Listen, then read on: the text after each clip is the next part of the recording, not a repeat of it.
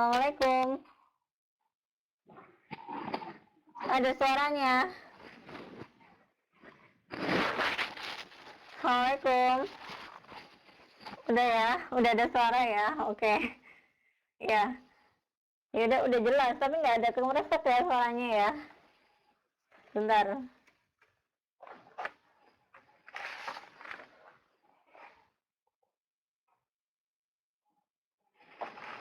Kurang jelas. Sebentar. Ya kita langsung aja ya mulai. Kira-kira kalau udah dimulai nih bisa ya, boleh ya. Dikit-dikit kamu masak. Bentar.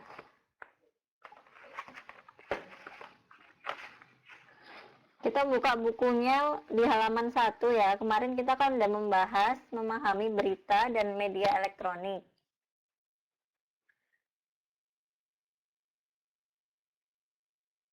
Videonya bisa ya? Ada video kan?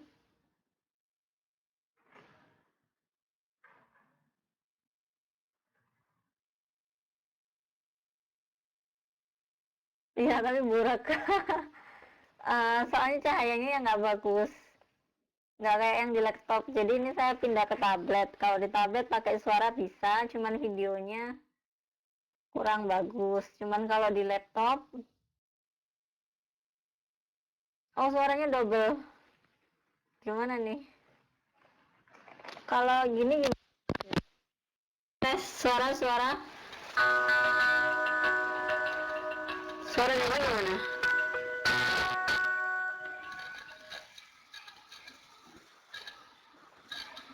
Suaranya jelek.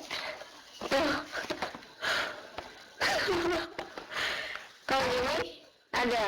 Suaranya lebih mending daripada tadi nggak? Kalau gini gimana? Kayak tadi ya udah. Assalamualaikum. Udah ya? Lumayan ini. Kalau kayak gini gimana? Ini bagus. Oke ya, udah. Kayak gini aja ya. Ya udah. Ya udah kita mulai ya langsung. Bismillahirrahmanirrahim. Kita mulai dulu pelajaran bahasa Indonesia tutorial yang pertama dan kedua sekaligus. Jadi karena yang kemarin pertama itu ada gangguan suara seperti yang sebelumnya ini tadi. Masalah dari suara, jadinya kita akhirnya 45 menit berlalu dan diganti hari ini. Nah, untuk yang besok kita nggak ada tutorial karena udah digabung dengan yang hari ini. Seperti itu. Jadinya sekarang itu dianggap jadi 2 mata pelajaran. Maksudnya 2 jam pelajaran. Jadi 2 kali 45 menit karena 1 kali jam pelajaran adalah 45 menit. Jadi waktu tatap muka di TKP KDEI kemarin kita sudah membahas tentang 5W plus 1H di halaman 1 buku bahasa Indonesia. Semuanya udah dibuka ya. Nah, jadi di dalam 5W plus 1H itu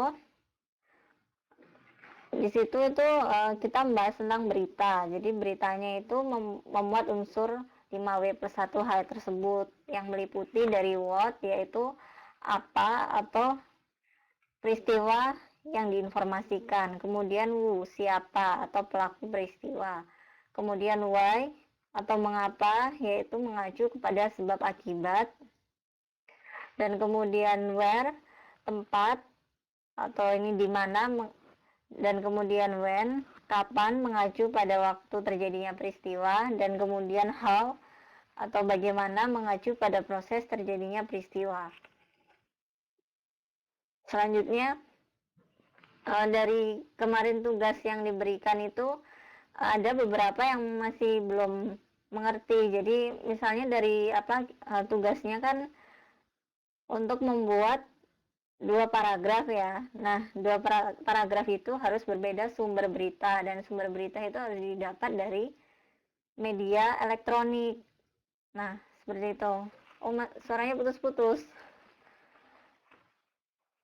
Kalau gini gimana? Sudah ya? Dicoba lagi ya. Kemudian Oke, ya. Udah ada beberapa yang lancar, ada yang putus-putus. Mungkin tergantung dari laptop masing-masing ya. Nah, ada yang beberapa ini dari membahas 5W+1H ada yang masih bingung. Nah, jadi dari kedua paragraf itu dirinci masing-masing paragrafnya. Yang mana yang what, yang who, why, where, when, how. Tetapi dari paragraf itu, dari sumber beritanya kan ada yang ini berbeda. Jadi apa itu nggak semua dari unsur berita itu tidak terdapat 5W+1H. Jadi misalnya dia tidak terdapat who atau siapa. Nah, maka di dalam rincian tersebut dituliskan tidak tercantum seperti itu.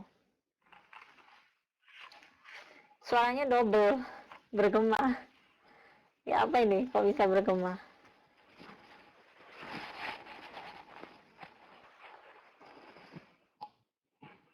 Tes, tes, tes. Sudah bagus.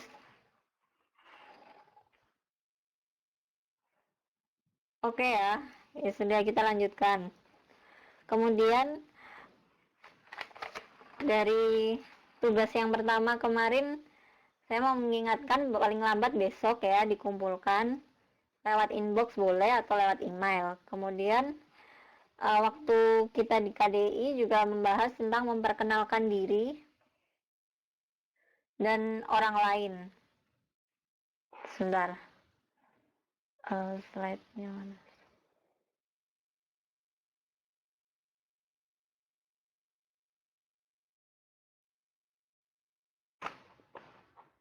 Nah, di sini memperkenalkan diri dan orang lain dalam acara resmi. Jadi yang dalam bahasa lisan itu biasanya kita juga disertai dengan bahasa tubuh. Nah, misalnya dengan gerak-gerik, mimik muka, intonasi, dan isyarat. Jadi ya yang ngumpulin lebih awal otomatis nilainya lebih spesial ya.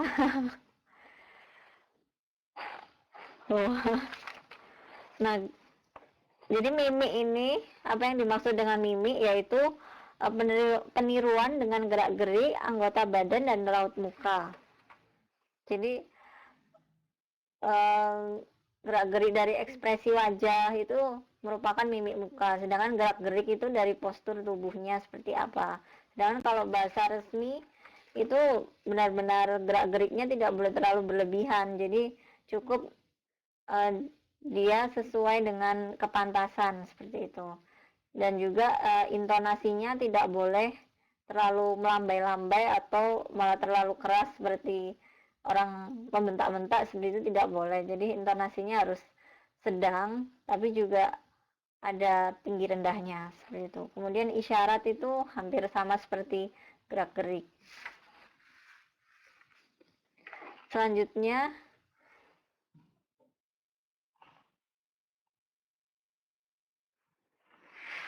ya, Mbak Ulfa Hasana nanya mimik muka ya.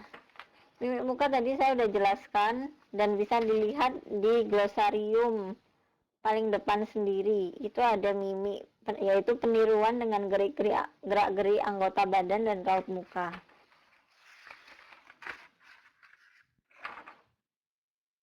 Kemudian ada yang tanya, apakah dalam setiap berita itu harus ada 5W+1H-nya?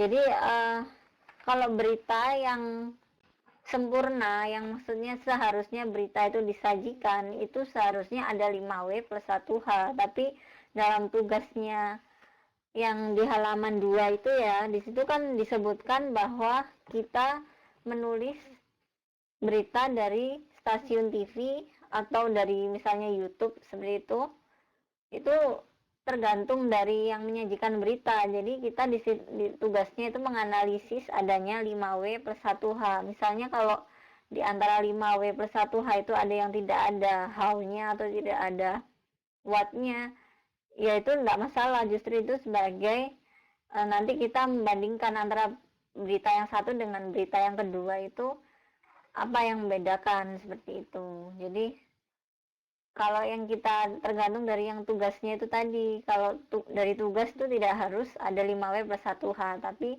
kalau kita sendiri nantinya membuat berita itu harus ada unsur 5W plus 1H tersebut, seperti itu.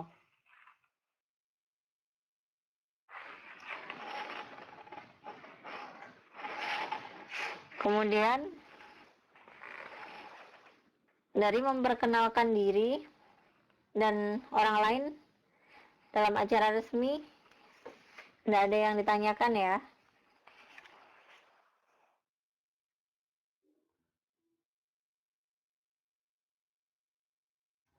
5W plus 1H itu diwajibkan jika kita yang menulis berita tersebut. Tapi kalau kita menganalisis dari suatu berita orang lain, misalnya dalam tugas yang dalam buku itu ya, nah itu nggak perlu harus ada semua gitu. Justru kita kan tujuannya untuk menganalisis berita itu, apakah berita itu sempurna atau enggak, seperti itu. Jadi kalau memang unsurnya enggak ada ya ditulis yang mana yang nggak ada, what-nya yang nggak ada atau when-nya nggak ada, seperti itu. Tapi dalam tugas itu maksudnya tetap ditulis perinciannya 5W per 1H-nya, seperti itu. Selanjutnya kita beralih ke membaca sekilas atau skimming di halaman 3 buku teks bahasa Indonesia. Jadi standar kompetensinya yaitu memahami berbagai tulis bacaan non-sastra dengan berbagai teknik membaca. Dan kompetensi dasarnya yaitu menemukan ide pokok berbagai teks non-sastra dengan teknik membaca cepat atau 250 kata per menit. Dan indikatornya membaca cepat teks dengan kecepatan 250 kata per menit. Menemukan ide pokok paragraf dalam teks dan membuat ringkasan isi teks dalam beberapa kalimat yang runtut. Jadi tujuan dari membaca skimming ini untuk mendapatkan poin-poin penting dari informasi yang disampaikan, serta membutuhkan konsentrasi tinggi dan latihan yang terus berulang-ulang. Nah, jadi sebenarnya membaca itu kegiatan melihat serta memahami isi dari apa yang tertulis dalam teks dengan melisankan atau hanya dalam hati. Kegiatan ini secara sadar maupun tidak sering dilakukan oleh manusia untuk mendapatkan sebuah informasi. Sering kita menemukan bacaan yang panjang dalam bentuk wacana. Karakteristik dari pembaca umumnya berbeda-beda, seperti membaca secara berulang-ulang untuk mendapatkan sebuah pemahaman tinggi, ataupun membaca secara sekilas dengan tujuan untuk mendapatkan poin-poin penting dari informasi yang disampaikan tersebut. Selanjutnya kita buka di halaman 4. Nah, di sini ada tugas, bacalah wacana di bawah ini dengan menggunakan teknik skimming 250 kata per menit. Untuk mengukurnya jadi kita ini nanti mencoba ya teknik skimming 1 menit. Bentar, saya mau menunjuk.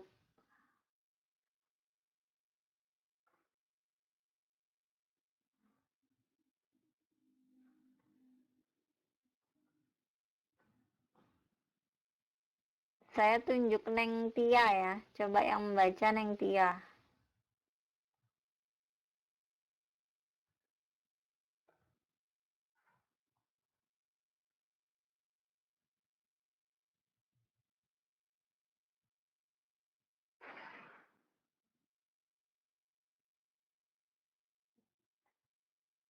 Bentar, suaranya masih loading Neng Tia.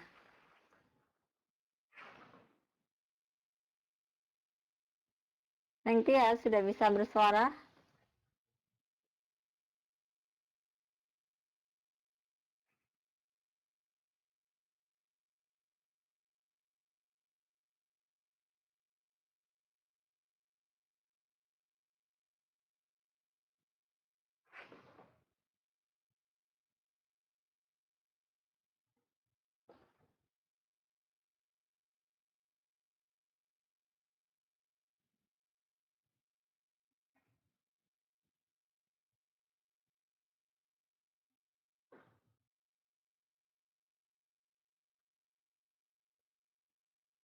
Nggak bisa ya? Kalau gitu, eh Funi bisa ngomong, Funi. Funi bisa bersuara.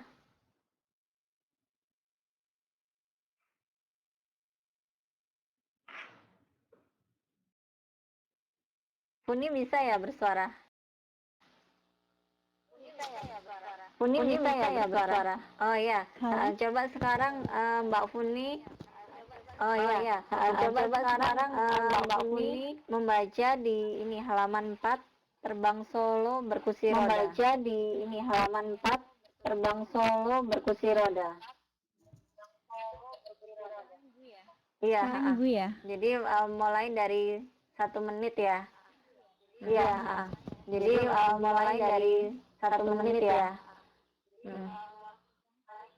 Terbang solo berkursi roda. Menjadi seorang pilot harus memiliki fisik dan kesehatan prima. Akan tetapi, cacat atau kemudian mengalami kecacatan apa masih menerbangkan pesawat terbang? Tentu, asal punya tekad dan semangat baja. Contohnya Antonio de Salsivario Melo. Siapakah dia? Antonio ialah pilot pertama dan satu-satunya pilot dari Portugal yang memakai kursi roda. Di dunia ada sekitar 80 pilot berkursi roda, 75%-nya penerbang berkewarganegaraan AS. Mereka termasuk Antonio tergabung dalam IWA, International Nuclear Aviator, yang berpusat di AS. Antonio pantas diacungi jempol. Cacat kaki akibat operasi penyakit kanker malah membulatkan tekadnya untuk terbang keliling dunia. Saya ingin memecahkan rekor dan masuk Guinness Book of Record, ujarnya. Usai mendarat mulus di Bandara Halim Perdana Kusuma, Jakarta pukul 16.40, 17 Agustus 1995. Jika berhasil, ia menjadi pilot cacat pertama yang terbang solo keliling dunia dengan pesawat kecil Pickard Bonanza F-33A.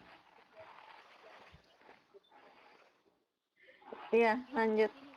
Dilanjutin, Ibu. Lanjut ke ini Mbak Ayu Masa bisa. Lanjut ke ini Mbak Ayu Masa bisa.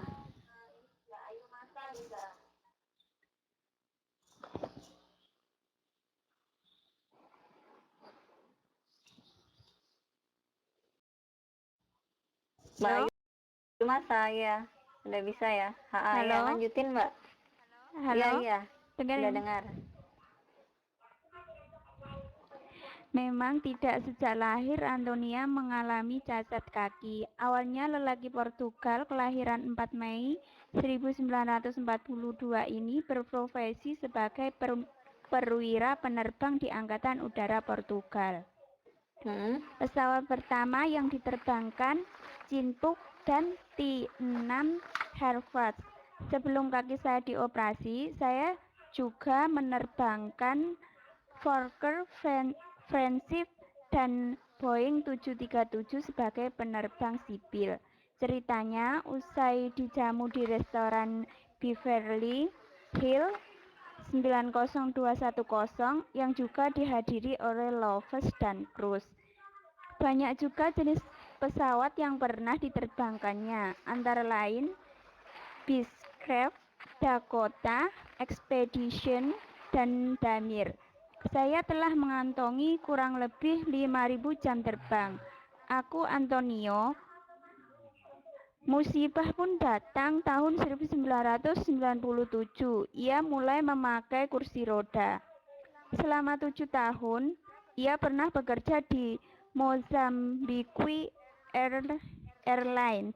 Duda dengan 4 anak ini menjadi instruktur untuk jenis pesawat F-27 Friendship dan B-737 di salah satu negara Afrika.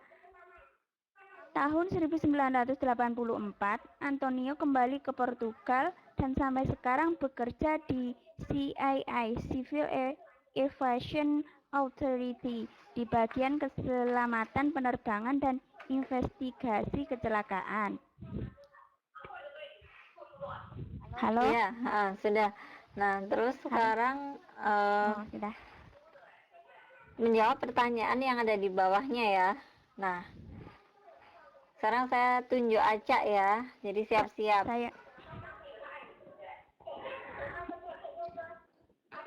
Sebentar. Saya coba ke Mbak nih.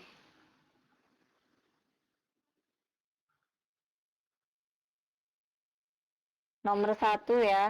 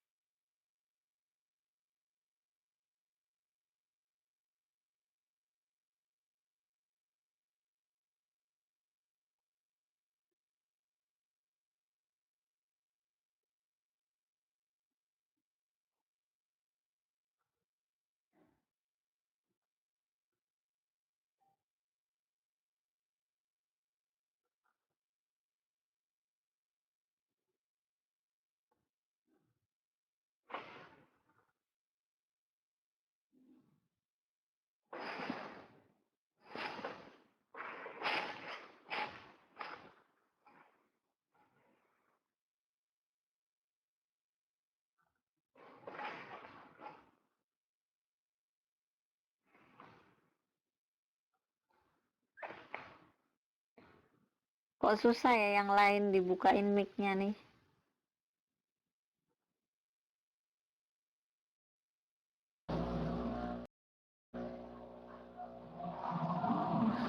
Oh, Mbak Natalia coba. Mbak Natalia coba. Sekarang jaga bukain mic-nya, jaga bukain mic-nya. Nomor 1 apa, Mbak? Nomor 1 apa, Mbak? apa Jawabannya. judul dari bacaan tersebut? Ah, Terbang solo berkursi roda. iya, ya. Terus bentar. Kok bilang? Bentar. Saya mau buka yang lain, cuman buka yang lain susah nih. Aduh, nyangkain.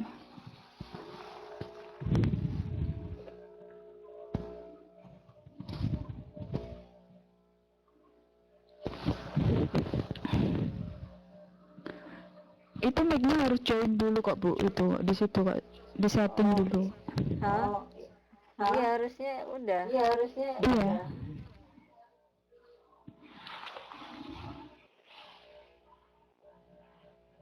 Ya udah coba Mbak Natalia lagi yang nomor 2.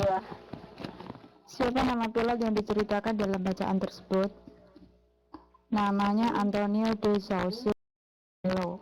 Ya benar. Kemudian Mbak Atun sekarang. Ah, Mbak, ada suaranya nggak Bu? kenapa? Ada ya? Ada suara. Ini Iya, udah udah ada kedengaran suara, udah dengar. Nomor 3 sekarang, Mbak. Kan dari negara Heeh. nomor 3 ya. Apa penyebabnya kaki pilot itu cacat? Karena Ya operasi kanker. benar. Kemudian nomor 4. Nomor 4-nya dari negara mana pilot itu berasal? Portugal. Ya, benar. Bentar, saya ini masih membuka yang lain tapi masih loading yang lain. Ya sudah lanjut Mbak aja ya, nomor 5. Saya. Yang lain masih loading soalnya. Emang yang lain? Mm-mm. Oh udah nih Mbak Agus. Sekarang coba sih Mbak Agus. Susianti nomor 5.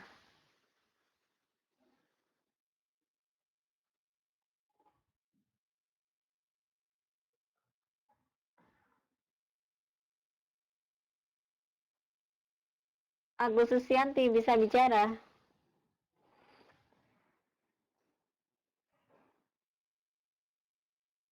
Agus Susianti.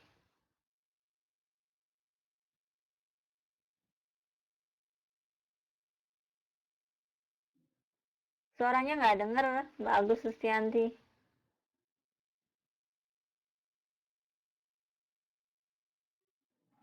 Halo.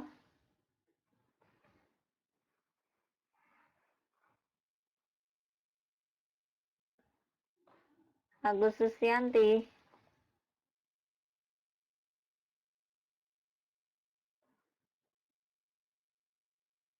Oh pakai HP ya. Oh ya udah. Terus coba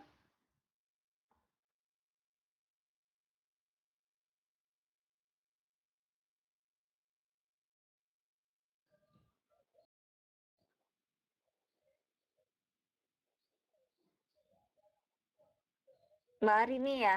Arini. Sudah bisa bicara. Yang nomor 5 Mbak Arini. Yang nomor 5 Mbak Arini.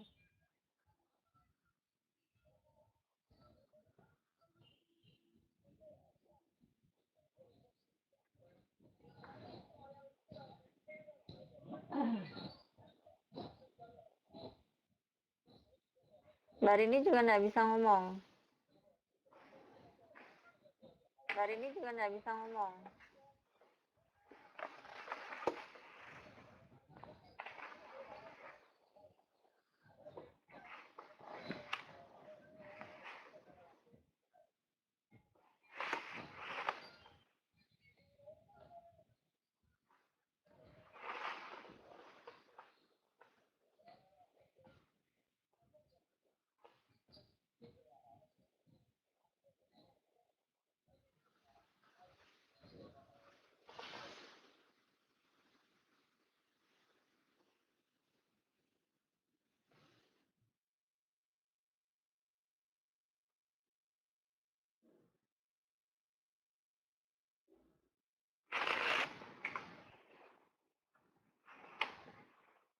Coba sekarang ini deh. Susah ya ngaktifin mikrofonnya ini.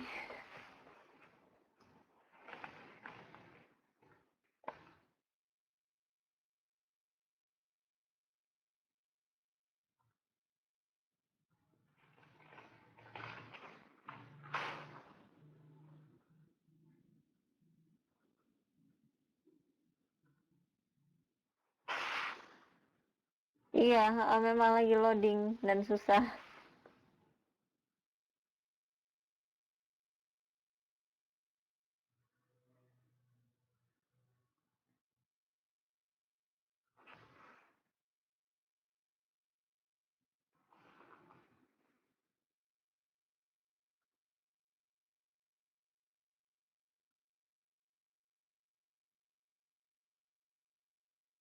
Ya udah coba Mbak Agus Susianti coba lagi ya. Mbak Agus Susianti coba lagi.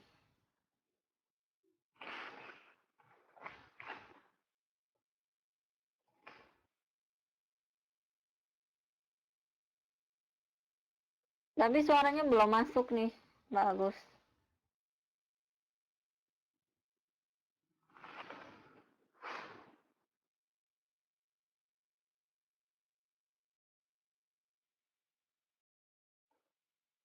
Ya udah Mbak Atun aja lagi, Mbak Atun lagi aja deh. Suaranya yang gampang masuk. Iya, iya, udah Udah denger Mbak Atun. Yang paling gampang. Udah ya.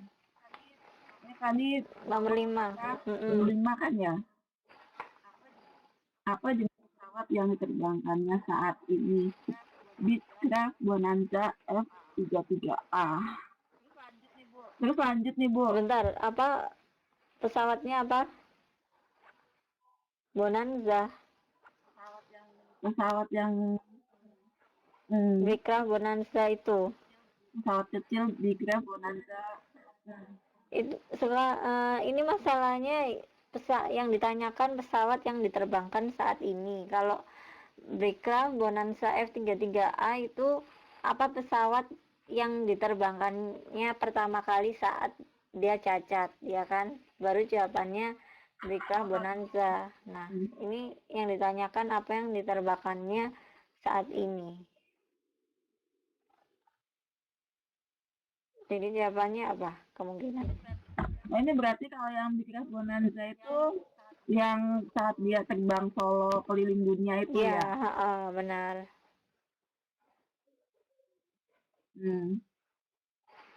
Jadi Tapi di sini dia emang terakhir itu emang itu yang diterbangkannya dia itu, Bu. Dari aku lihat tahunnya itu emang terakhir itu pesawat ini yang dia terbangkan. Ya. Karena memang apa itu namanya di sini tulisan saat ininya tidak dijelaskan tahunnya kapan ya. Ini dianggapnya saat ini. Iya, karena ini aku lihatnya dari saat ininya dia tahun yang awal itu tahun 1995 itu. 1995, oh ya. Iya. Ya sudah, sekarang dilanjutkan nomor 6. Dalam rangka apa ia berkunjung ke Indonesia? Keliling dunia untuk memecahkan rekor. Iya, benar. Terbang solo keliling dunia untuk memecahkan rekor. Kemudian nomor 7. Sejak kapan yang mulai terbang solo keliling dunia? 1995. 1995. Tanggalnya. Sama tambah digitnya. 17 Agustus. Kemudian sudah berapa banyak jam terbang yang ia kantongi? 5.000 jam kurang terbang. Lebih 5.000 jam terbang ya. Kemudian apa jenis pesawat terbang yang diterbangkannya sebelum kakinya cacat? Chipmunk dan T6 Hatwat, lalu Fokker Friendship dan Boeing Ya, 737. Nah, sekarang nomor 10 nih. Buat ringkasan isi teks tersebut dalam beberapa kalimat. Sebentar, saya ganti aja ya ke Mbak yang lain. Coba ke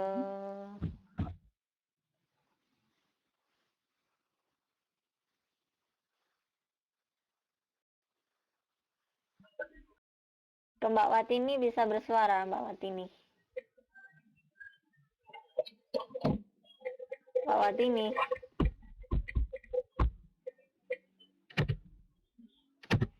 Mbak Watini, bisa suara?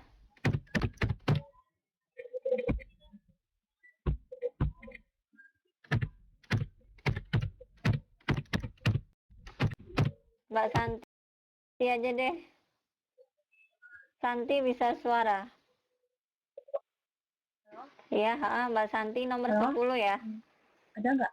Buat ringkasan isi teks tersebut dalam beberapa kalimat. Nah, gimana Mbak Santi? Seru, ini agak sulit.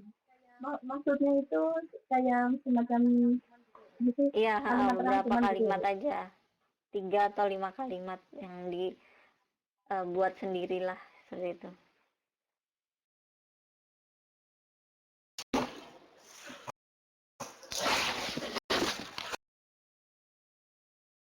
Kemungkinan mikrofonnya dia mute, jadi saya pindah ke Mbak Santi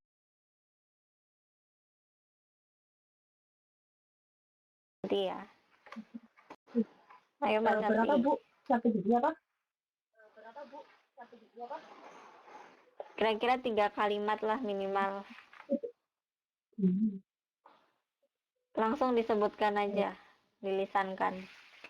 Eh, Antonio ialah pilot pertama dan satu-satunya pilot dari Portugal yang memakai kursi roda. Gitu loh Bu, apa bikin kalimat Ya, sendiri? iya, Bikin sendiri. iya langsung aja apa menurut kalimatnya Mbak sendiri, hanya 3 kalimat seperti itu. Jadi yang diringkas.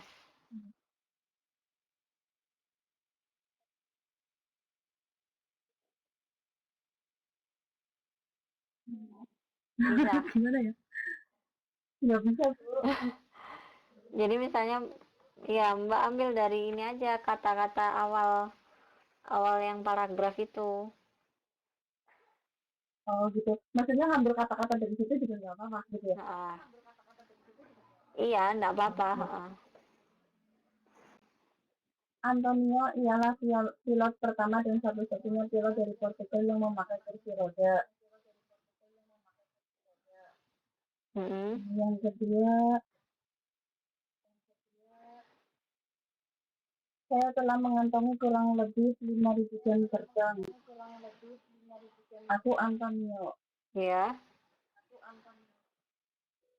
enggak perlu aku Antonio kalau dalam ringkasan isi teks enggak perlu diberikan kata aku Antonio, sudah langsung dalam satu kalimat itu aja yang diinikan disebutkan. Pesawat pertama yang diterbangkannya Sigmund dan enam target.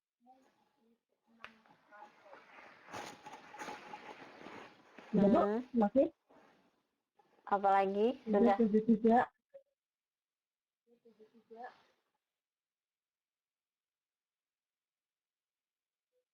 sudah ya, berarti untuk yang bagian C kita sudah selesai.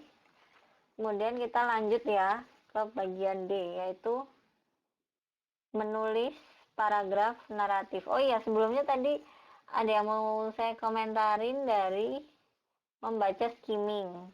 Jadi skimming itu artinya membaca secara cepat. Tadi itu dalam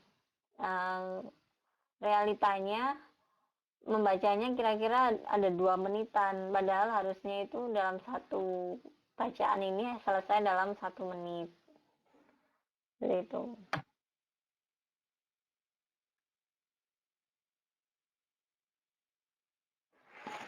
Ya, kemudian lanjut ya ke bagian D. Suara saya masih kedengaran kok. Nah, di sini bagian D yaitu menulis paragraf naratif. Nah, jadi di sini standar kompetensinya mengungkapkan informasi dalam berbagai bentuk paragraf, yaitu paragraf ada naratif, deskriptif, dan ekspositif. Kemudian kompetensi dasarnya yaitu menulis gagasan dengan menggunakan pola urutan waktu dan tempat dalam bentuk paragraf naratif. Jadi kita fokus utamanya adalah paragraf naratif. Dan indikatornya yaitu mendaftar topik-topik yang dapat dikembangkan menjadi paragraf naratif, kemudian menyusun kerangka paragraf naratif berdasarkan kronologi waktu dan peristiwa, kemudian mengembangkan kerangka yang telah dibuat menjadi paragraf naratif, menyunting paragraf naratif yang ditulis teman berdasarkan kronologi waktu, peristiwa, dan IID atau ejaan yang disempurnakan. Kemudian menggunakan kata ulang dalam paragraf naratif. Selanjutnya, dalam halaman 5, nah di situ ada suatu penjelasan. Paragraf adalah bagian dari suatu tulisan yang terdiri atas sejumlah kalimat yang mengungkapkan suatu informasi dengan ide pokok sebagai pengendalinya. Dan paragraf dapat dikembangkan secara naratif, argumentatif, persuasif, deskriptif, atau ekspositori. Jenis karangannya disebut karangan narasi, argumentasi, persuasi, deskripsi, dan eksposisi. Jadi eksposisi itu apa? Eksposisi itu merupakan penjelasan. Kalau naratif itu sama dengan cerita. Jadi naratif itu intinya menulis gagasan dengan menggunakan pola urutan waktu dan tempat. Dan ciri khas dari paragraf naratif ini, di dalam paragrafnya itu akan terdapat unsur kata misalnya mula-mula atau pada mulanya, dan kemudian, lalu, selanjutnya, dan akhirnya. Seperti itu. Nah, di sini saya punya link YouTube. Kira-kira bisa dibuka nanti, tapi sebelumnya akan saya jelaskan dulu. Jadi karangan narasi sebenarnya bertujuan untuk menceritakan sesuatu. Jadi tadi saya sudah sebutkan ada beberapa cara mengembangkan paragraf narasi, yaitu pola hubungan kejadian atau peristiwa dan urutan waktu. Kemudian pola hubungan mula dan akhir. Jadi misalnya pada yang pertama seperti itu, titik-titik. Kemudian akhirnya atau misalnya yang keberapa, sebenarnya jadi ada urutan pertama, kedua, ketiga, itu namanya naratif. Jadi naratif itu nama lainnya cerita. Jadi misalnya pada suatu hari dia bertemu dengan si fulan, kemudian dia mengajaknya untuk makan bersama, kemudian dia berbincang-bincang, lalu mereka pergi ke 101 melihat firework atau melihat kembang api seperti itu, kemudian mereka pulang ke rumah masing-masing. Nah, seperti itu.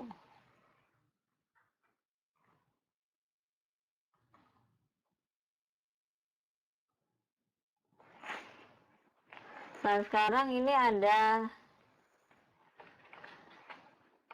contoh dari paragraf naratif ya. Jadi paragraf naratif itu suatu bentuk wacana cerita yang berusaha menggambarkan dengan sejelas-jelasnya suatu peristiwa yang diurutkan menurut rangkaian kejadian dan urutan peristiwanya. Dan merupakan salah satu penanda paragraf tersebut adalah adanya urutan kejadian atau peristiwa. Kemudian saya minta Mbak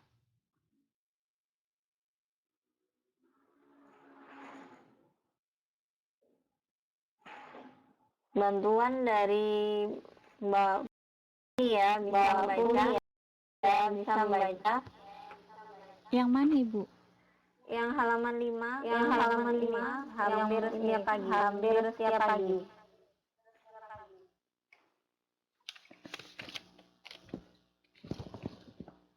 Yang paragraf itu ya?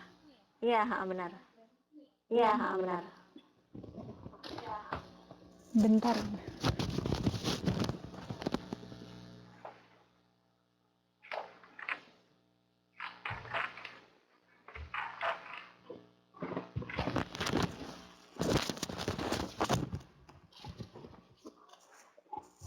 Mbak Funi membaca dua paragraf ya. Iya, Ibu. Paragraf adalah bagian dari suatu tulisan. Sebentar, langsung dari yang ini. Langsung dari yang hampir setiap pagi aja. Jadi langsung ke contohnya. Oh iya. Hampir setiap pagi aku merasa kelelahan. Banyak hal yang mesti aku lakukan di saat ini. Dari mulai membersihkan kamar, menyiapkan sarapan pagi, menyapu ruangan, mencuci, sampai memandikan si bayi. Setelah semua itu beres, aku bergegas pergi ke pasar membeli semua kebutuhan dapur. Tepat pukul 6.30, aku harus sudah berada di halte, menunggu jemputan yang akan mengantarkanku ke tempat kerja. Paragraf tersebut berisi kejadian atau peristiwa: membereskan kamar, menyiapkan sarapan pagi, menyapu ruangan, mencuci, memandikan si bayi, pergi ke pasar, dan menunggu jemputan di halte untuk berangkat kerja. Paragraf di atas mengembangkan cerita dengan mendasarkan diri pada urutan kejadian. Cara kedua untuk mengembangkan cerita narasi adalah urutan waktu, yaitu dengan mendasarkan waktu terjadinya peristiwa atau kejadian. Urutannya lalu disebut urutan kronologis. Perhatikan contoh berikut. Kejadiannya begitu cepat. Aku pulang pukul 12, pukul 12.15 aku parkir motorku di halaman sekolah, lalu berlari ke tempat fotokopi. Pukul 12.30 selesailah KTP-ku di fotokopi. Pukul 12.32 aku sudah kembali ke tempat parkir motor dan motorku sudah lenyap, hanya kutinggalkan 15 menit saja. Selain berdasarkan urutan kejadian dan urutan waktu, kamu juga dapat mengembangkan paragraf narasi berdasarkan mula dan akhir. Prinsipnya sebenarnya sama, hanya cara kedua ini penekanannya dan penjelasannya mula-mulanya dan akhirnya. Perhatikan paragraf berikut. Halo? Ya, Dilanjutin, Ibu. Iya, udah lanjutin aja terus deh. Iya, udah lanjutin aja terus deh. Prosesnya cepat kok. Mula-mula saya menyiapkan naskah majalah sekolah yang akan saya cetak. Lalu saya bawa ke bagian penerimaan naskah, namanya Pak Broto. Kemudian saya mendiskusikan dengan Pak Broto mengenai bentuk akhir dari majalah saya dan biayanya. Setelah oke, naskah itu diketik di bagian komputer dan ditata tampilan grafisnya. Untuk semua proses itu hanya membutuhkan waktu 3 hari. Kemudian naskah yang sudah disetting itu di layout. Naskah yang sudah di layout selanjutnya dibawa ke bagian percetakan. Dalam waktu 10 hari naskah itu sudah selesai dicetak. Akhirnya tinggal menunggu proses akhir, yaitu penjilidan dan pengepekan. Pengalaman saya mencetak majalah itu sederhana kok. Udah, Ibu. Iya, kemudian ada tugas lagi nih. Nah, jadi nomor satu yaitu susunlah sebuah paragraf narasi berdasarkan pengalaman yang kamu lihat proses pembuatan produk industri. Nah, di sini saya udah kasih link ya, bisa dibuka. Di situ ada desain membuat botol vintage.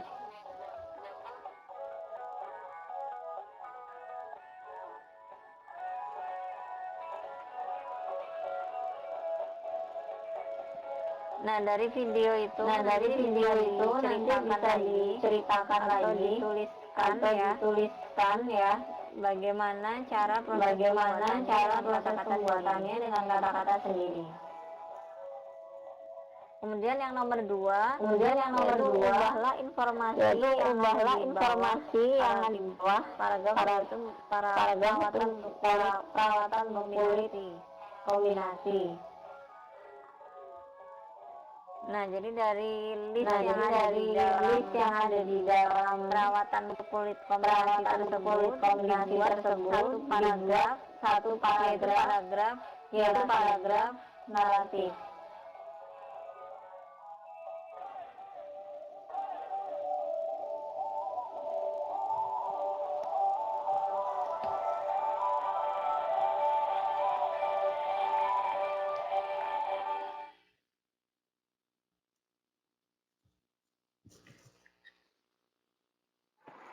Oh ya, itu tadi maaf suara ininya, videonya. Video desain membuat botol vintage. Jadi itu saya buka itu.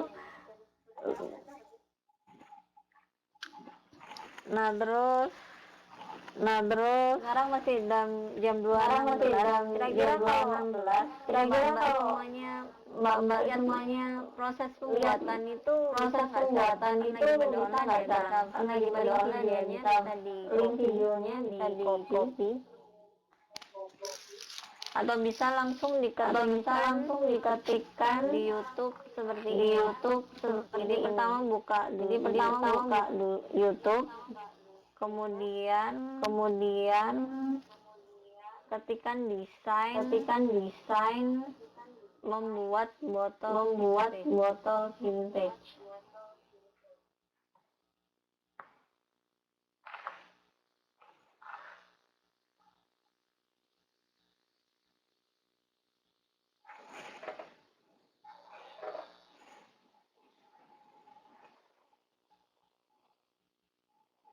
Linknya ada di PowerPoint itu ya.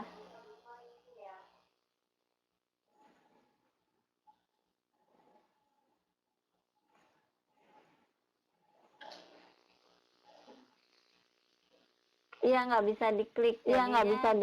Mbak jadinya harus ngetik lagi. Mbak harus ngetik lagi. Atau langsung buka ke YouTube. Kemudian dari YouTube nanti diketikkan di situ. Desain membuat botol vintage. DIDSIGN membuat botol vintage. Nanti langsung keluar biasanya.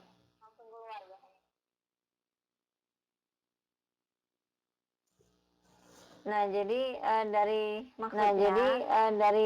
video itu nanti tugasnya Mbak melihat proses pembuatan vintage tersebut.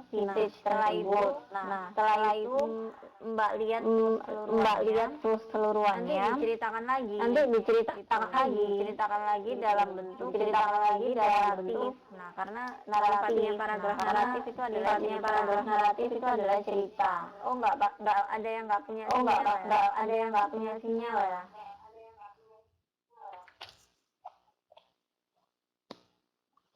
Suaranya double soalnya ya. Kok bisa suara double? Nggak tahu juga. Gimana yang ngilangin suara double-nya?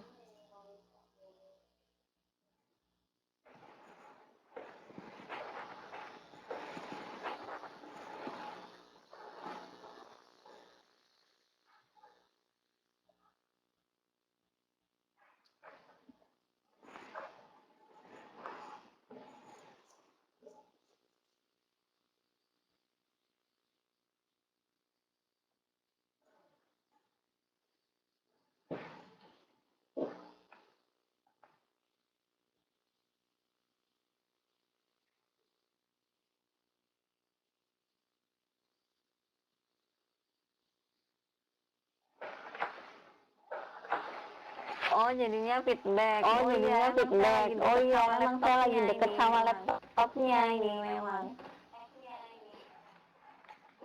Jadi gimana dong? Harus jauh sama laptop ya. Supaya suaranya nggak feedback. Bentar.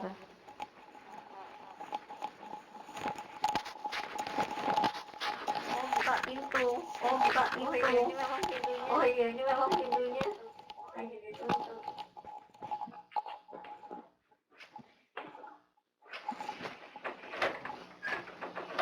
Halo. Masih menggema ya? Iya, masih ngema kayaknya.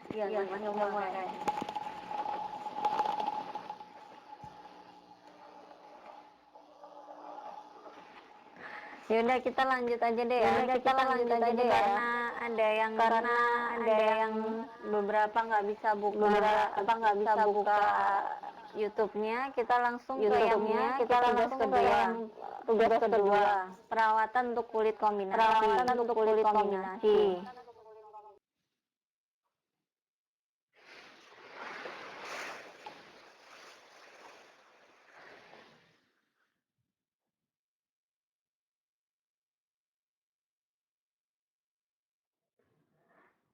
Nah, untuk yang perawatan kulit kombinasi ini saya minta siapa ini ya gilirannya? Mbak Atun bisa bicara?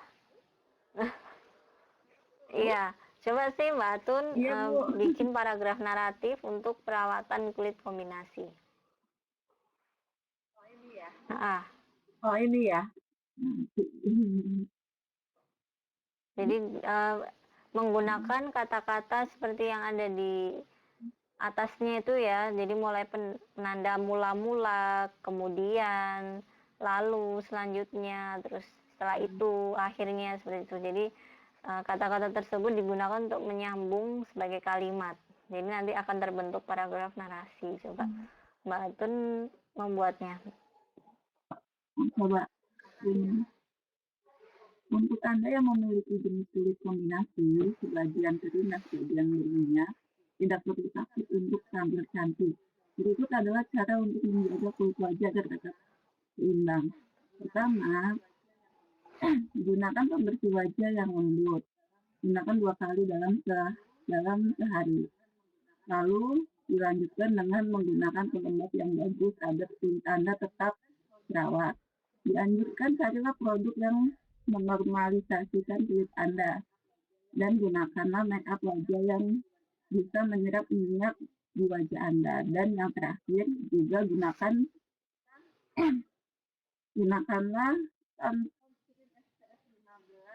sunscreen SPF 15 untuk menjaga kulit Anda dari sinar UVA. Terima kasih. Sempurna sekali, benar sekali Mbak Atun. Contohnya memberikan contoh tentang paragraf naratif ya. Jadi Mbak Agus Susianti mau pamit ya, monggo. Oh ya, jadi ini ya apa udah biasa promosi. Selanjutnya untuk yang paragraf naratif, apa masih ada yang mau ditanyakan atau kita bisa lanjut ke bagian selanjutnya?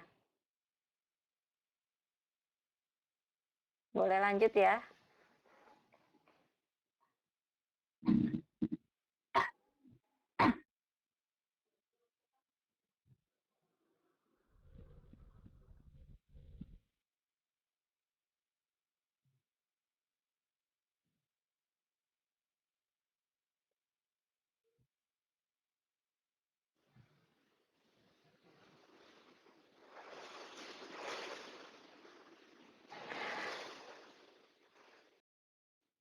Oke, selanjutnya yang bagian E, memahami unsur-unsur puisi, yaitu pada halaman 7. Jadi di halaman 7, maaf, yang halaman 7,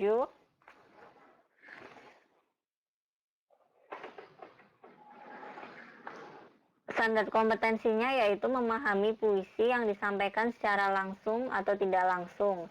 Kemudian kompetensi dasarnya mengidentifikasi unsur-unsur bentuk suatu puisi yang disampaikan secara langsung ataupun melalui rekaman. Dan indikatornya mengidentifikasi majas, rima, kata-kata berkonotasi, dan bermakna lambang. Dan kedua, menanggapi unsur-unsur puisi yang ditemukan, kemudian mengartikan kata-kata berkonotasi dan makna lambang.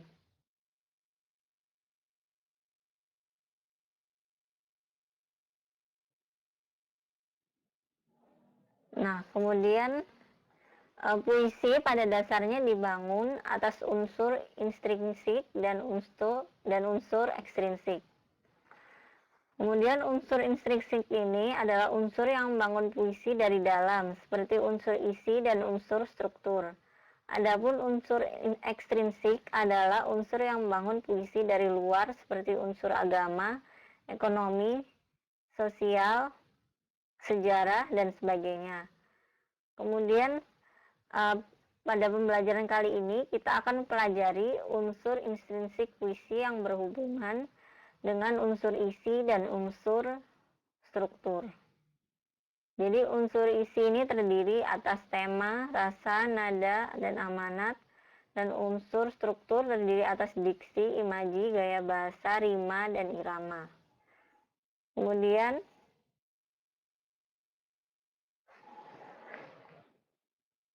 oh iya benar, setelah saya buka pintu jadi nggak ngemah. Ini waktunya saya perpanjang ya, karena tadi kan kita atur suara 30 menit tuh. Jadi saya perpanjang 30 menit lagi, boleh ya? Kemudian ada yang tanya, apa makna lambang? Nah, maksudnya bermakna lambang itu, jadi ada beberapa seperti puisi itu yang dia menyebutkan suatu kata-kata yang maknanya itu bermakna lambang gitu. Contohnya nanti kita lihat di halaman baliknya ya. Nah, jadi yang pertama saya jelaskan dulu unsur isi ini, yaitu yang pertama tema. Adalah ide dasar yang dimiliki penyair dalam menciptakan puisi. Kemudian rasa atau feeling, yaitu sikap penyair terhadap objek atau pokok persoalan yang dihadapinya. Misalnya simpati, antipati, kagum, marah, dan lain-lain.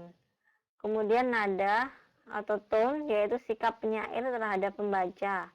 Misalnya mengajak, menyarankan, menasehati, menggurui, atau hanya bercerita saja. Dan amanat, yaitu pesan yang ingin disampaikan penyair terhadap pembacanya. Kemudian unsur struktur, diksi atau pilihan kata, yaitu kata-kata yang telah dipilih oleh penyair yang diyakini mampu mengangkat arti sesuai dengan maksudnya. Kemudian imaji atau daya lukis, yaitu kemampuan untuk melihat, mendengar, dan merasakan yang dialami penyair secara fantasi. Yang ketiga, gaya bahasa, yaitu pengungkapan bahasa untuk pengertian yang khusus, bukan pengertian yang sebenarnya. Misalnya gaya bahasa metafora, hiperbola, personifikasi, ironi, dan lain-lain. Kemudian rima, yaitu pengulangan bunyi yang berselang baik dalam baris maupun dalam bait puisi. Misalnya perahu melancar, bukan memancar. Jadi rima ini seperti yang saya tulis di dalam PowerPoint, yaitu AAA atau AABB atau ABAB itu dinamakan rima. Kemudian yang dinamakan majas yaitu gaya bahasa. Jadi seperti kayak perumpamaan itu dinamakan majas. Kemudian di sini irama, yaitu pengaturan bunyi bahasa yang berulang-ulang. Misalnya pada puisi yang berjenis pantun. Nah, selanjutnya untuk halaman 8 baliknya ya. Coba ini Mbak, saya tunjuk ya yang membaca puisi.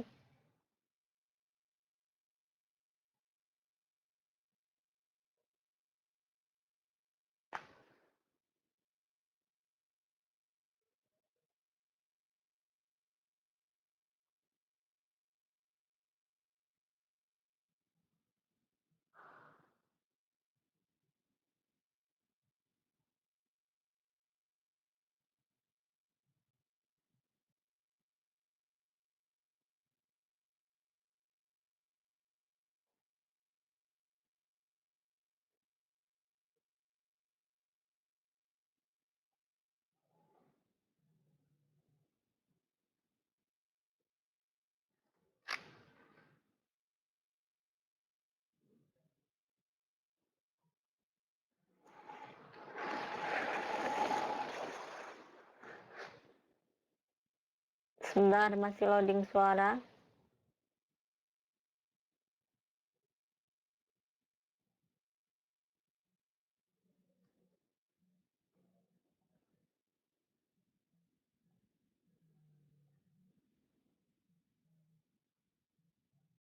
Mbak Santi aja deh. Mbak Santi siap? Ya. Coba Mbak Santi membacakan puisi Malam Lailatul Qadar.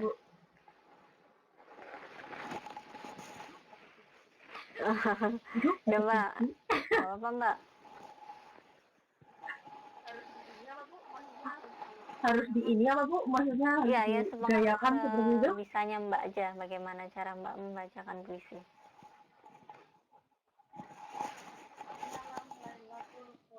Malam Lailatul Qadar. Pada malam Lailatul Qadar, adakah dialaminya peristiwa yang mengguncangkan perasaan dalam cahaya 1000 bulan? Telah lama dicarinya suatu yang memberi makna agar hidup yang selalu sendiri benar-benar punya arti. Lebih dari ingat pada ibu atau terima kasih pada bapak, yakin jalan yang ditempuh tidak berujung sia-sia. Tapi apa hak manusia laka? Tahu rahasia yang maha kuasa. Apapun yang ditakdirkannya akan diterima tanpa Iya. bicara. Jadi Terima kasih. karyanya tadi belum disebutkan. Seharusnya dalam baca puisi pertama karya itu harus yang penting disebutkan karena itu merupakan bagian dari hak cipta. Kemudian coba saya akan mencontohkan cara membaca puisi Malam Lailatul Qadar karya Ajib Rosidi. Pada malam Lailatul Qadar, adakah dialaminya peristiwa yang mengguncang perasaan dalam cahaya 1000 bulan? Telah lama dicarinya sesuatu yang memberi makna, agar hidup yang selalu sendiri benar-benar punya arti. Lebih dari ingat pada ibu atau terima kasih pada bapak, yakin jalan yang ditempuh tidak berujung sia-sia. Tapi apa hak manusia lata tahu rahasia yang maha kuasa, apapun yang ditakdirkannya akan diterima tanpa bicara. Sumber, nama, dan makna 1993. Nah, kemudian selanjutnya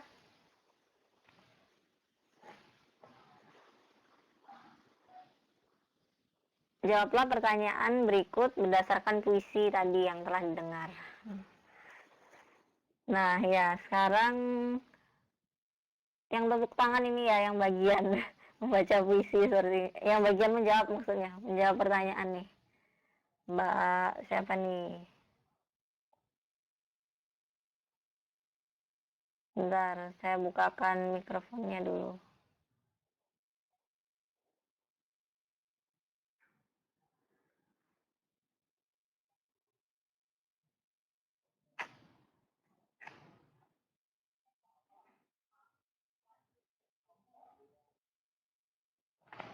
Mbak Ayu F kok nggak bisa ini ya buka mikrofon ya?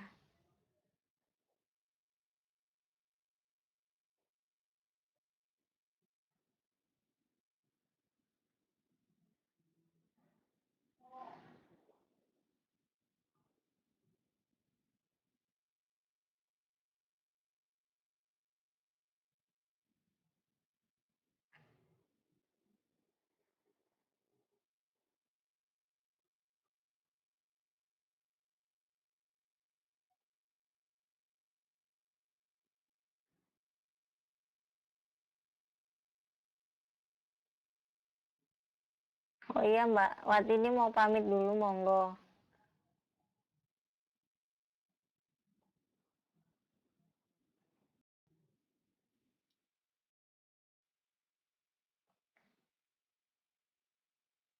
Kalau gitu Mbak Atun lagi aja deh. Yang paling gampang mikrofonnya. Temanya apa nih Mbak Atun? Tema puisinya. Temanya Malam Lailatul Qadar. Itu tema apa judul? Judul. Ya kalau tema apa?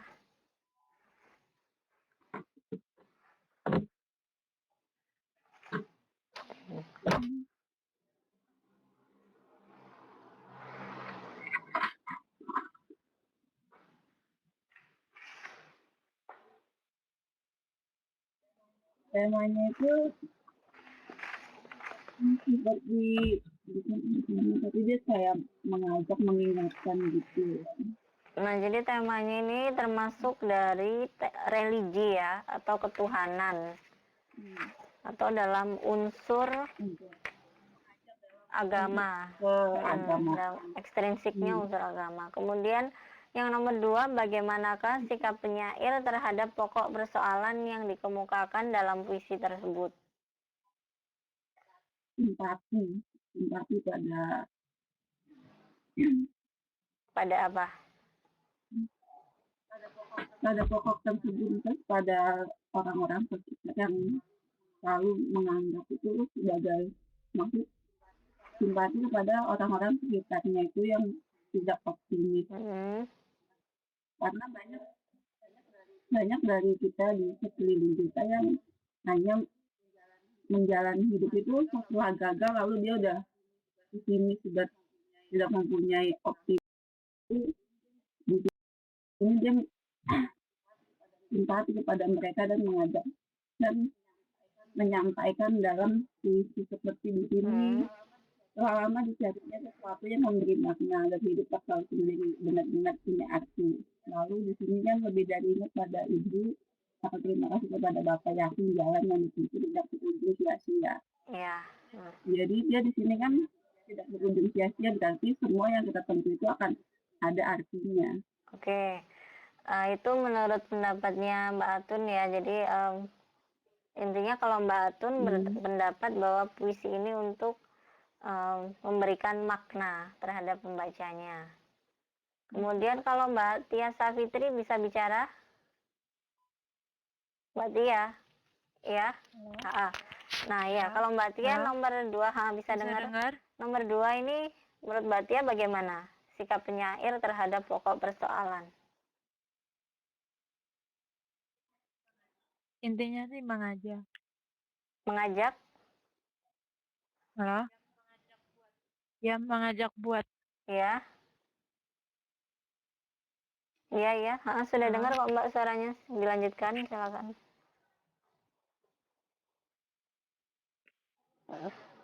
Tadi nomor berapa, Bu? Iya, nomor 2. Nomor 2 kan?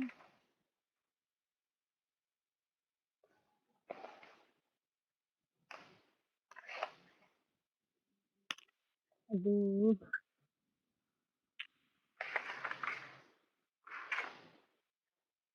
Ya, apa Mbak Tia?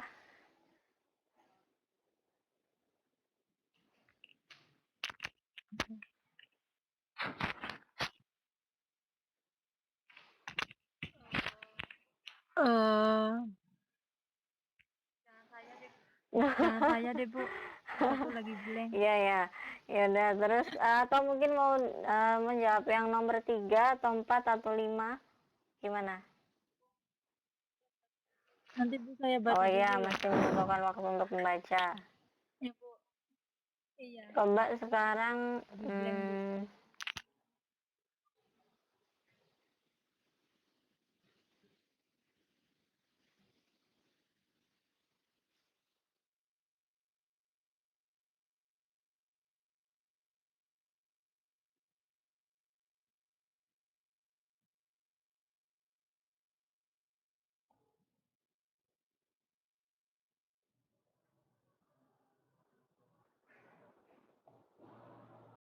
Mbak Santi bisa bicara?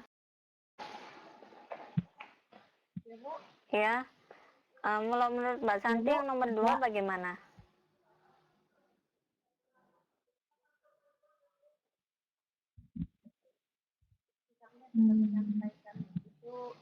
Sikapnya dalam menyampaikan itu cukup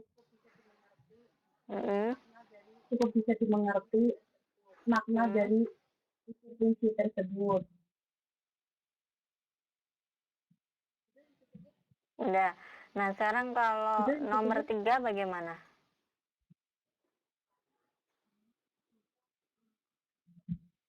Kita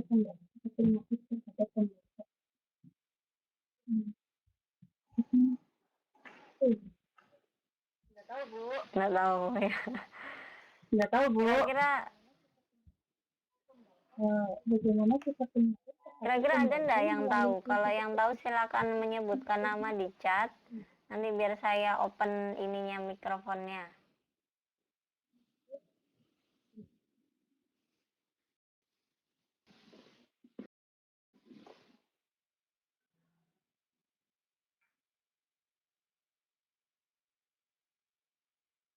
Mbak Awin tahu nggak Mbak Awin? Bisa bicara? Halo? Ya, Halo? Iya, sudah dengar? Nomor berapa yang tadi? Nomor 3. Bagaimana apa ini? Bagaimanakah sikap penyair terhadap pembaca melalui puisi tersebut?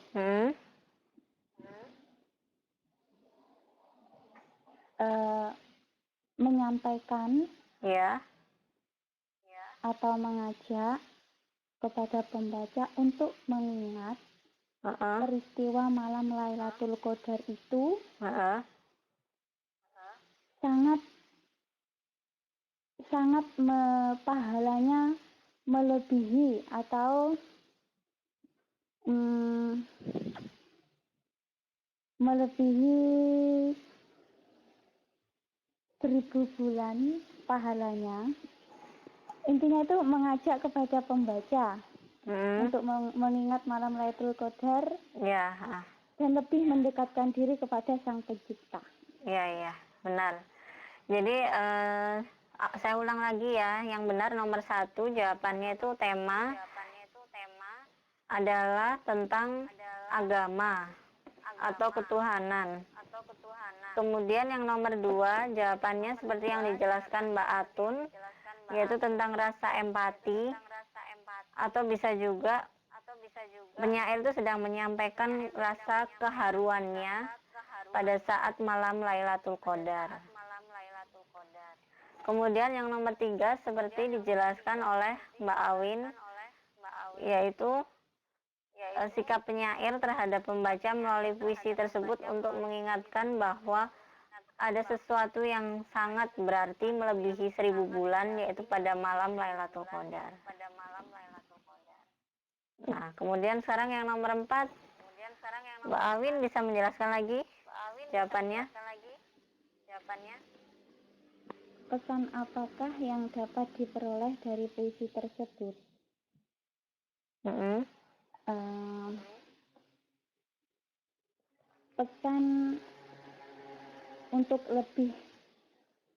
Pesan apakah yang dapat diperoleh dari puisi tersebut? Yaitu pesan untuk lebih mendalami ilmu agama, mendekatkan diri. Ya, kalau dilihat dari paragraf yang terakhir itu ya, tentang takdir. Jadi sepertinya di situ penyairnya menjelaskan tentang bahwa apa yang telah ditakdirkan oleh Yang Maha Kuasa itu ada sesuatu hal yang tak akan bisa kita rubah dan harus diterima dengan apapun itu, yang mana di situ ditulis akan diterima tanpa bicara. Nah, seperti itu.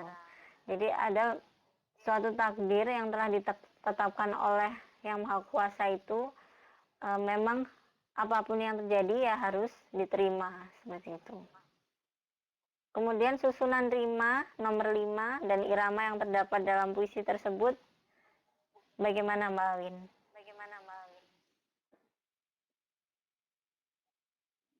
Rima tadi kan sudah saya jelaskan ya tentang akhiran.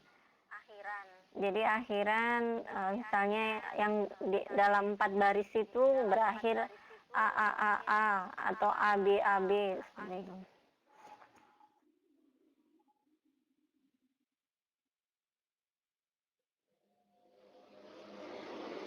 Bisa bicara Mbak Awin.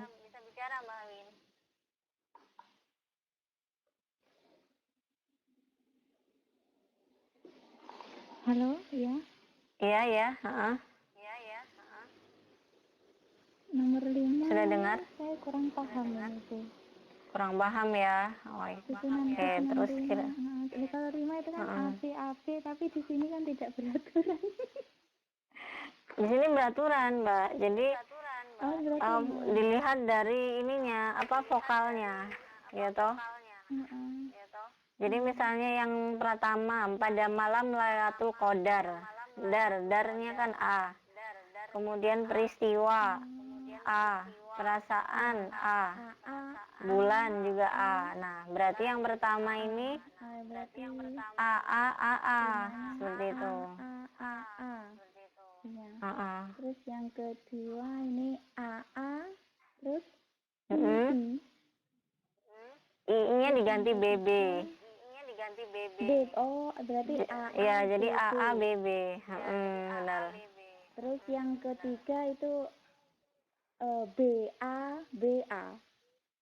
atau Bisa juga ABAB. apa Bu? Bisa juga ABAB. ABAB. Iya, karena yang Terus pertama yang itu enggak terakhir selalu itu harus A.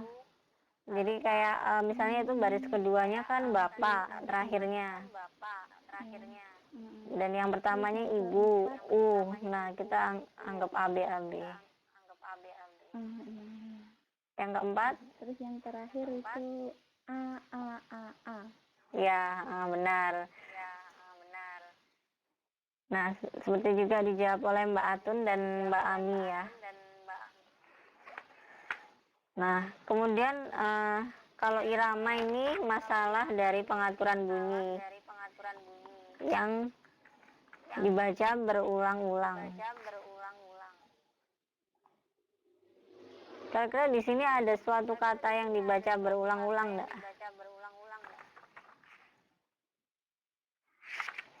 Ini enggak ada ya, karena irama itu biasanya pada pantun. Hmm.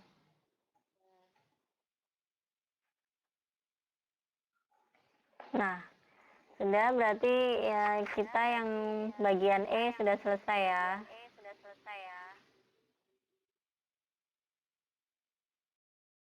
Nah, sekarang kita berlanjut ke PR. Nah, ini tadi kan sudah kita bahas di halaman 8 tugas puisi. Nah, jadinya PR-nya kita ganti. Kita ganti yang di halaman 6 nomor 1. Jadi ini PR-nya dikumpulkan minggu depan hari Senin tanggal 20 Januari paling lambat lewat inbox FB saya. Jadi PR-nya seperti ini. Menceritakan kembali apa yang ada di dalam link YouTube ini ya. Ya, nanti linknya saya post di FB ya. Jadi nanti langsung saya kasih pengumuman di FB sekaligus dengan linknya. Kemudian nanti dari link tersebut Mbak lihat videonya, kemudian diceritakan kembali. Jadi ini tugasnya sedikit berbeda dari yang di buku. Kalau yang di buku kan Mbak mencari sendiri. Nah, ini saya udah pilihkan linknya, tinggal nanti diceritakan kembali saja. Oke? Oke ya, berarti PR-nya nomor 6. Maksudnya nomor 1 halaman 6 ya. Dan nomor satunya itu pun agak sedikit berbeda. Jadi kalau dalam buku kan Mbak mencari sendiri dari proses pembuatan produk industri. Nah, kalau ini nanti saya kasih linknya YouTube, Mbak tinggal melihat dan menceritakan, kemudian menuliskannya kembali dalam suatu paragraf narasi atau paragraf cerita. Perlu diingat lagi, paragraf cerita ini bukan paragraf eksposisi atau yang suatu paragraf penjelasan, tapi ada suatu urutan dari waktu, seperti mula-mula, kemudian, lalu, dan akhirnya itu tadi. Oke, ya sudah. Kelas kita berakhir sampai di sini ya. Mbak Santi tanya semacam menyambungkan, iya, jadi semacam suatu proses. Kan dalam itu tadi kan videonya cara membuat botol vintage. Nah, itu tadi. Jadi ceritanya nanti suatu kalimat disambung-sambungkan seperti itu. Iya, benar. Jadi intinya PR-nya itu nanti menceritakan dan membuat paragraf naratif setelah videonya itu nanti ditonton seperti itu. Ya sudah, kita akhiri dengan doa penutup majelis. dan diakhiri dengan alhamdulillahirabbil alamin. Semoga ilmu yang kita pelajari hari ini bermanfaat dan membawa kebaikan. Kemudian apabila ada kurang-kurangnya soal masalah teknik suara dan suara yang menggema-menggema, mohon dimaafkan karena kesalahan datangnya dari saya sendiri, dan bila ada kelebihannya itu semata-mata datangnya dari Allah Subhanahu wa taala. Ya, terima kasih. Sampai ketemu di online berikutnya. Assalamualaikum warahmatullahi wabarakatuh. Assalamualaikum warahmatullahi wabarakatuh.